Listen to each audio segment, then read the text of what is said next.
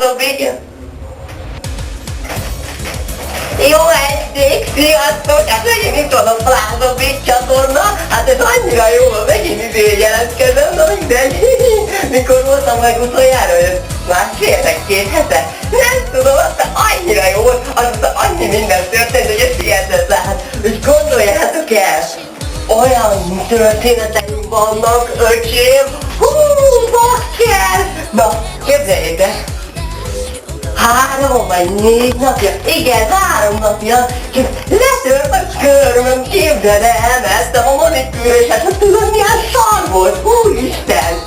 Aztán megmanikűröztem, meg minden, meg volt pedikűr is, meg de jó volt, de ez az új szoknyám, úgy, ezt vettem az új plázában, amit nyílt a nem tudom hol, mindegy, ott a pláza, és ezt vettem, nem tudom mennyi volt, elég drága volt, de hát kit érdekel, már megvettem, nem igaz?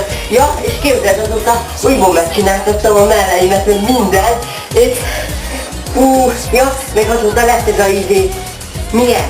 Tetoválás, igen, úgy mondják magyarul, tök jó.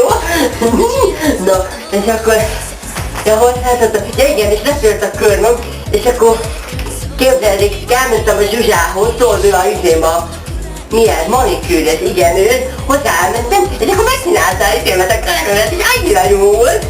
Na mindegy. Ja, a szoknyát azt már mondtam, igaz?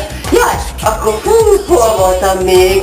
Jaj, képzeljétek, készülök a Budapest parádéra, az egy annyira jó hely lesz, tele DJ-vel, meg mindennel. Na, igaz, nagyon jó lesz számod a Budapest parádé, mert biztos szerintem fekítem a rózsaszínre a hajamat, meg bemegyek ilyen mindenféle rózsaszínba, menj átlát, kamera, menj átlát, kamera, na, jó az. Aztán, igen, rózsaszínbe fogok költözni, annyira jó lesz, kimegyünk majd a csajokkal, meg de jó lesz, így fogjuk nyomni a dance-iget, mint a Bong Dance Hall-ba. Tudod mi az? Na, igen, ma mondtam múltkor a Bong Dance Hall-t, na, és akkor, azt mondtam már, hogy letört a körmöm, és